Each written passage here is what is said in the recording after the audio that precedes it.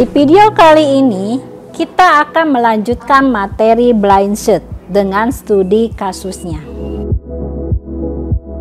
Pada langkah pertama, hanya A yang terbuka. Artinya, kita dimulai dari 0. Dan yang terbuka untuk kita adalah A. Karena hanya masih A yang terbuka, maka ditulis open A. Langkah yang dapat kita lakukan adalah menutup atau close A, sehingga dari A kita dapat membuka B, C, dan D. Maka ditulis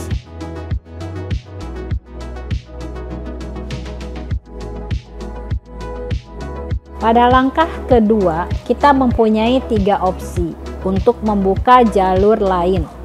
Karena kita melakukan blind search secara melebar, maka yang akan kita lakukan adalah menutup B, C, lalu D.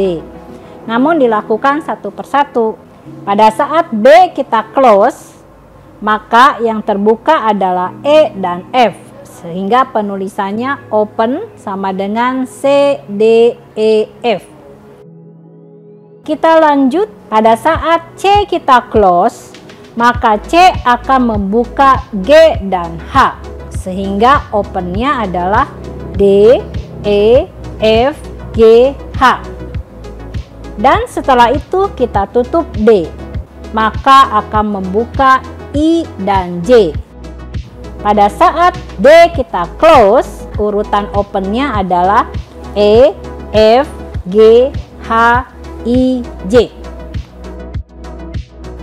Nah, kita sudah menutup pada deretan pertama, yaitu A, lalu pada deret kedua, yaitu B, C, dan D. Dari sini kita akan menutup semua pada deretan ketiga, yaitu E, F, G, H, I, J. Lalu setelah deretan ketiga kita tutup, kita ulangi langkah tersebut. Namun untuk deretan selanjutnya hingga mencapai goal, yaitu deretan keempat. Pada contoh deretan keempat memiliki K, L, M, N, O, P, Q, R. Lalu pada deret terakhir, yang dimana pada langkah terakhir ini akan menemukan goal setelah menutup S dan T. Ditemukanlah goal, yaitu U.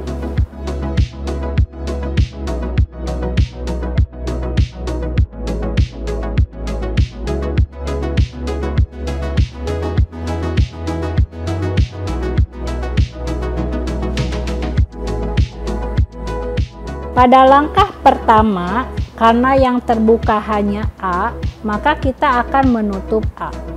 Untuk membuka jalur dari A, seperti sebelumnya akan tertulis seperti ini. Pertama, open A. Lalu A akan kita close, sehingga A ini akan membuka B, C, dan D.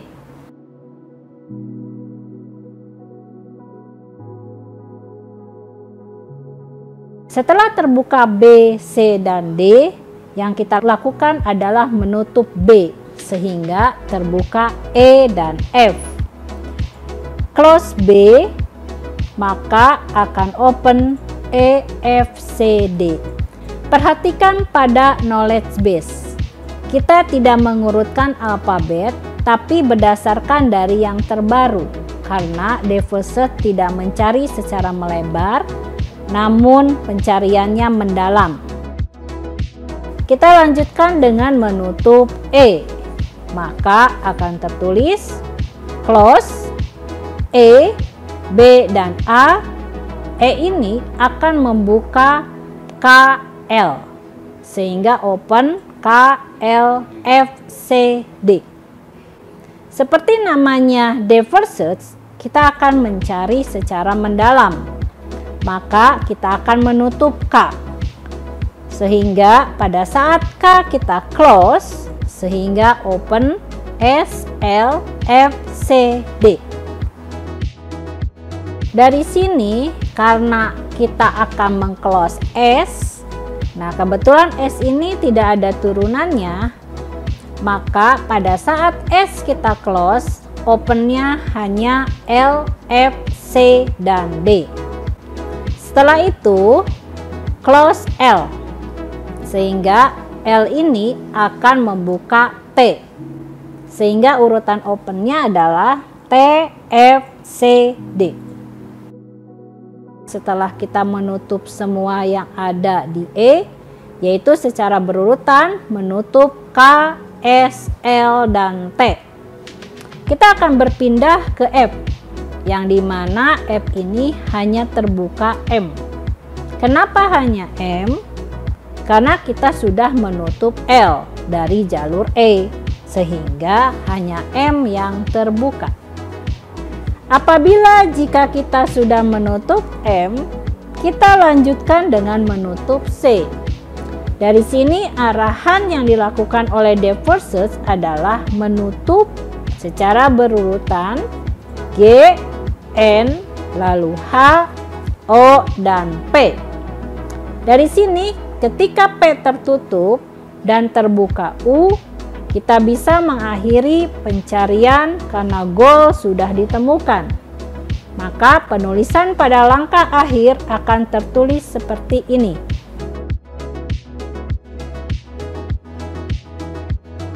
Open U dan D, close-nya P, O, H, N, G, C, M, F, T, L, S, K, E, B, dan A. Kapan kita akan menggunakan backward search dan deeper search? Hal itu tergantung dari goalnya. Apabila goalnya posisinya ada di sebelah kanan atau di tengah, pencarian dengan metode backward search atau pencarian melebar itu akan lebih cepat untuk memperoleh goal. Sedangkan apabila posisi goalnya ada di sebelah kiri atau di kiri bawah, metode depth search atau pencarian mendalam, hal itu lebih cepat untuk memperoleh goal. Terima kasih Anda telah menyimak materi tentang blind searching dan studi kasusnya. Sampai jumpa di video berikutnya.